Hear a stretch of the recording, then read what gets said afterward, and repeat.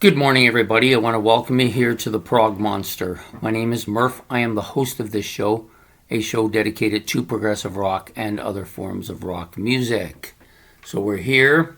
This is day number 15 of my favorite 30 rock drummer albums. And this album is going to come in at number 16. Yes, we're halfway through now. STYX's Pieces of Eight.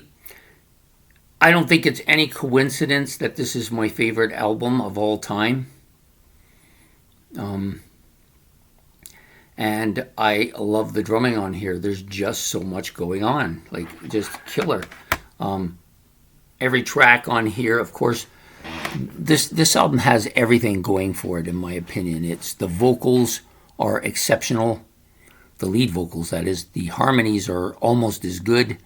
You've got some really well put together songs with great riffing and melodies. The vocals, of course, by Dennis DeYoung, JY, and Tommy Shaw are all excellent. All their different vocal parts that they do. Together, their harmonies are fantastic. And, of course, you've got some keyboard parts in here that are really good, too.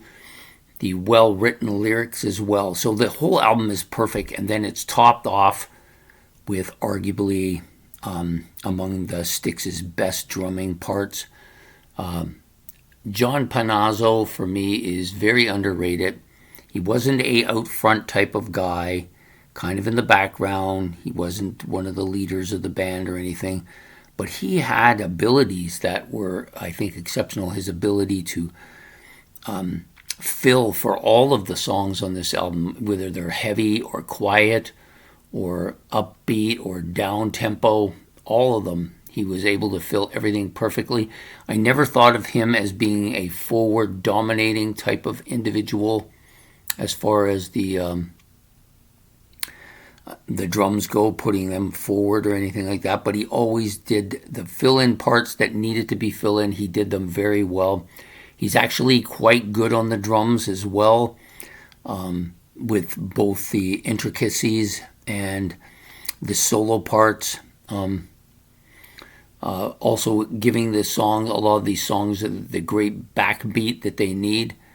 I often think that this is probably my favorite STYX album as far as the drumming part goes. The new drummer that they've had in the band is really good too, and Quite honestly, I find them very similar. A lot, maybe John was a little bit more reserved, but both of them are excellent drummers. But for me, this is still the album that I come to when I'm thinking about drums by STYX. And I knew it was going to be on this list. It had to be on this list just because I wanted to give some shout outs to John Panazzo, who I think is very underrated and not really often thought of as being, well, when people think of STYX, they think of Dennis DeYoung or Tommy Shaw, and sometimes they think of JY, or they think of the music, or they think of the harmonies and stuff, but they never really think about the drumming, which they should, because he's an excellent drummer. It's kind of like Roger Taylor is. I think he's better than Roger Taylor. That's just my opinion. But they're very similar type bands, with a lot of different stuff going on, and both drummers fit the bands perfectly. And today it's John's turn. So John, I know you're up there watching. You deserve this. You're a great drummer, and you were backpedaling STYX right up until the final days. Anyways, I hope you've enjoyed this episode of my favorite 30 rock drummer albums.